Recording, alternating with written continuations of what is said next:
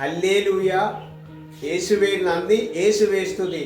പ്രിയപ്പെട്ടവരെ, ഒരു വ്യക്തിയെ അവൻ്റെ വ്യക്തിത്വം, അവൻ്റെ മേന്മ ആ വ്യക്തിയിൽ തിരിച്ചറിയുന്നത് എപ്പോഴാണ്?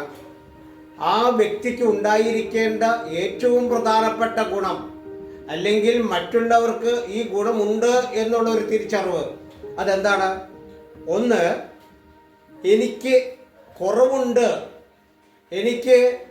എനിക്ക് തകരാറുകളുണ്ട് എന്ന് വെച്ചാൽ എന്നിൽ ഒരു ഒരു ഒരു പാപബോധം, എന്നിൽ പശ്ചാത്താപം, ആ ഒരു ക്വാളിറ്റി എന്നിൽ എപ്പോൾ ഉണ്ടാകുന്നുവോ, എപ്പോൾ ഒരു വ്യക്തിക്ക് തോന്നുന്നുവോ, ആ വ്യക്തിയാണ് യഥാർത്ഥത്തിൽ ദൈവത്തിന് മുമ്പിലും മനുഷ്യന്റെ മുമ്പിലും ശരിയായ വ്യക്തിത്വമുള്ള വ്യക്തി.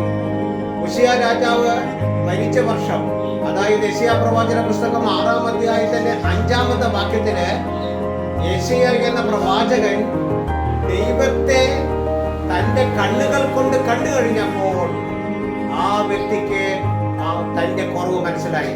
അപ്പോൾ ഒരു വ്യക്തിയുടെ കുറവ് ആ വ്യക്തിക്ക് മനസ്സിലാകണമെങ്കിൽ ദൈവത്തെ കണ്ടെത്തണം, ദൈവത്തെ കാണണം. ദൈവത്തെ കാണാത്തൊരു വ്യക്തി, ദൈവവുമായി ബന്ധമില്ലാത്തൊരു വ്യക്തി, അവന്റെ കുറവുകൾ അവന് മനസ്സിലാകില്ല, അവന്റെ പാപം മനസ്സിലാകില്ല. അവൻ പറയും, ഞാൻ ഓക്കെയാണ്, ഞാൻ നല്ലവനാണെന്ന്.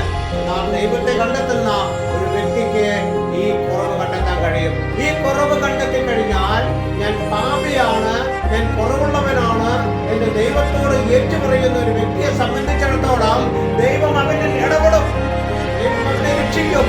ഇതാ ശറാപ്പുകളിൽ ഒന്ന് കുടിലെടുത്ത് ഈ കടലുമായി ഈ യെശയ്യാ പ്രവാചകന്റെ നാവിൽ വന്ന് അത് വെച്ചു കൊടുത്തിട്ട് പറയുന്നു, നിന്റെ മാലിന്യം, നിന്റെ കുറവ് നീക്കിയിരിക്കുന്നു.